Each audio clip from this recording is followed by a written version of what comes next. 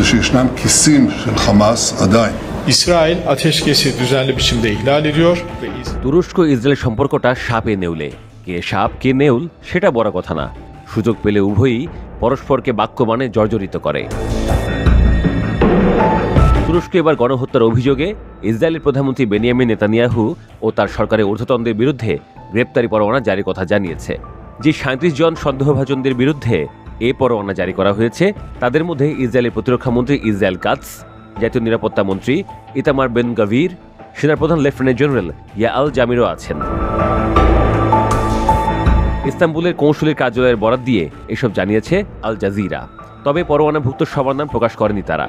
তুরস্ক অভিযোগ করেছে যে ইসরায়েল 2023 সালের অক্টোবর মাস থেকে গাজায় ধারাবাহিকভাবে গণহত্যা ও মানবতা বিরোধী অপরাধ চালিয়ে যাচ্ছে।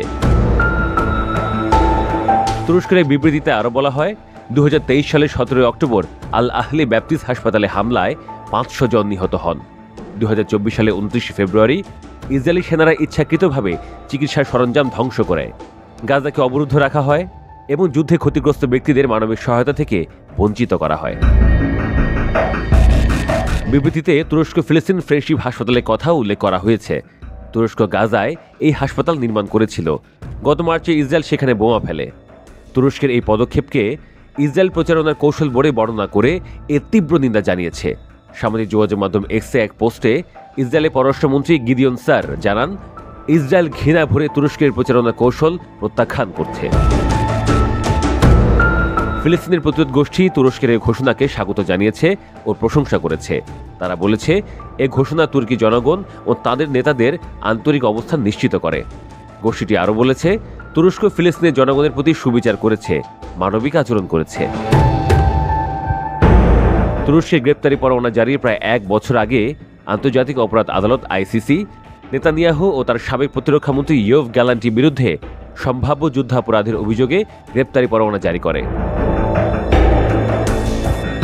এছাড়া ইসরায়েলে গণহত্যা চালানোর অভিযোগ তুলে গত বছর দক্ষিণ আফ্রিকা আন্তর্জাতিক বিচার আদালত আইসিজেতে মামলা করে। তুরস্ক সেখানেও দক্ষিণ আফ্রিকার সঙ্গে যুক্ত হয়। 2023 সালের অক্টোবর থেকে শুরু হওয়া গাজা যুদ্ধে ইসরায়েল অন্তত 68,875 জন ফিলিস্তিনিকে হত্যা করে। যুদ্ধে আরও 1,70,000-এর বেশি ফিলিস্তিনি আহত হন।